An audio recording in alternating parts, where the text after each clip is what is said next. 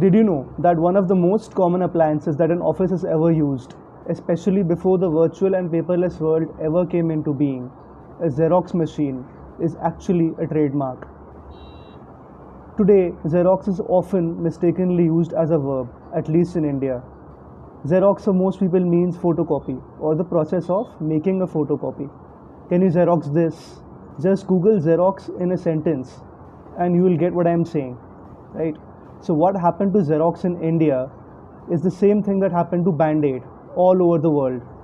It's a process called as genericide. That's right, genericide, not genocide. But genericide is as horrible as genocide for a brand. It is the process of your brand name becoming synonymous with a certain category of products and services.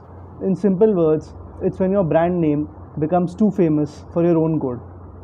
So some common words that we use today, such as Band-Aid, Aspirin and Thermos, were once actually trademarks. Even Yoyo was once a trademark.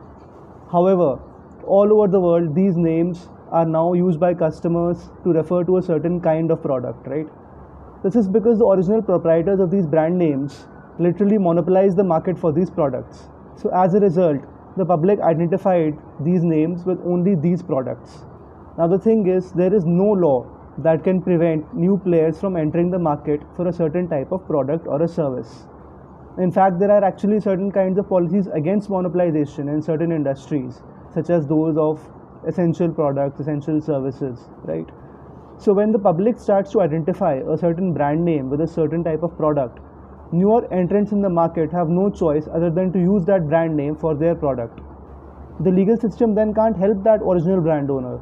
This is because as a trademark, your mark needs to be distinguishable, right? Your mark needs to be such that it is not generic and that an ordinary consumer of average intelligence and imperfect recollection can actually identify your product specifically with that brand name and doesn't see it as a general term, right? So it is indeed a tragedy for a brand that was an early entrant in the market to see this happen to their trade name or trademark, right, which had a lot of goodwill attached to it, like say a brand such as Band-Aid or Thermos, right? So you know what happens in this process of genericide that I'm explaining to you is that the normal consumer no longer knows that they need that particular product as a certain kind of a brand, right? They only know that that particular product is the same name as that brand. So say for example, when they say Band-Aid, so they're referring to that thing that you use to tape over your cuts or your injuries. They're not referring to the brand name Band-Aid at all. And that makes that particular brand name use its uniqueness and originality. So the market and the legal system no longer recognize that brand as distinct anymore. Now the question is, how can you prevent this from happening to your brand, especially if you're the first one to launch a certain type of product or service, right? Let me break it down for you and make it simple. The very first thing you need to do is to apply for your trademark, right? As soon as you apply, you can start using the TM symbol next to your logo or brand name. This indicates to the public that there is a trademark application for your brand name or logo.